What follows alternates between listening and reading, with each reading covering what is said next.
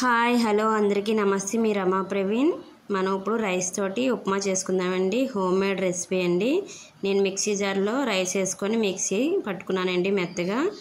మనకు కావాల్సినట్టు నేను చిన్నగా కొంచెం పట్టుకున్నాను. దానికి కావాల్సిన పదార్థాలండి: ఆనియన్స్, పెసరపప్పు, మినపప్పు, జీలకర్ర, ఆవాలు, శనగపప్పు, పచ్చిమిరపకాయలు, కరివేపాకు అండి. ఇప్పుడు మనం స్టవ్ మీద పెనం పెట్టుకుందామండి.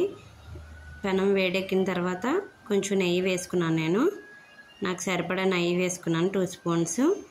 తర్వాత ఆయిల్ వేసుకున్నానండి.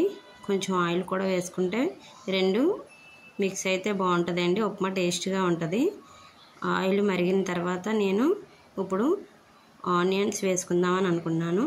ఆనియన్ వేసుకున్నాను. ఆనియన్స్, మిర్చి కూడా వేసుకుంటున్నాను. వేసుకొని బాగా మగ్గాలండి.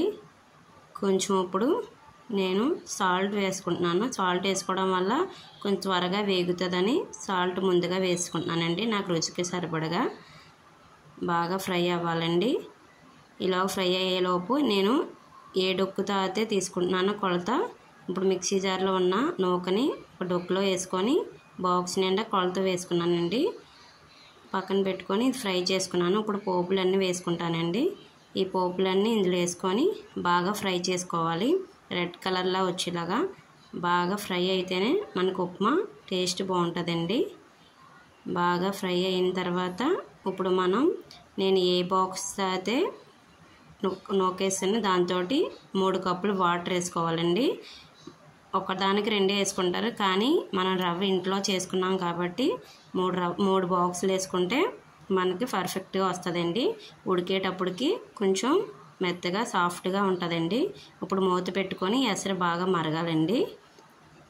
బాగా ఎసరు మరిగిన తర్వాత అదిగోండి మరుగొచ్చింది. ఇప్పుడు మనం ఆ నూకని అందులో పోసుకుందామండి.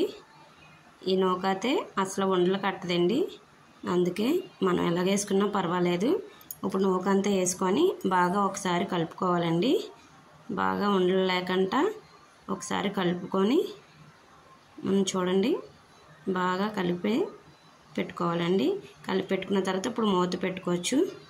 మనం మూత పెట్టుకొని స్లో ఫ్లేమ్లోని ఉడకనివ్వాలండి. ఉడికితే మనకి పర్ఫెక్ట్గా వస్తుందండి.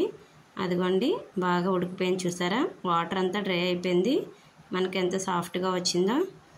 నా రెసిపీ కానీ నచ్చితే లైక్ చేయండి, షేర్ చేయండి ఫ్రెండ్స్. Bye friends.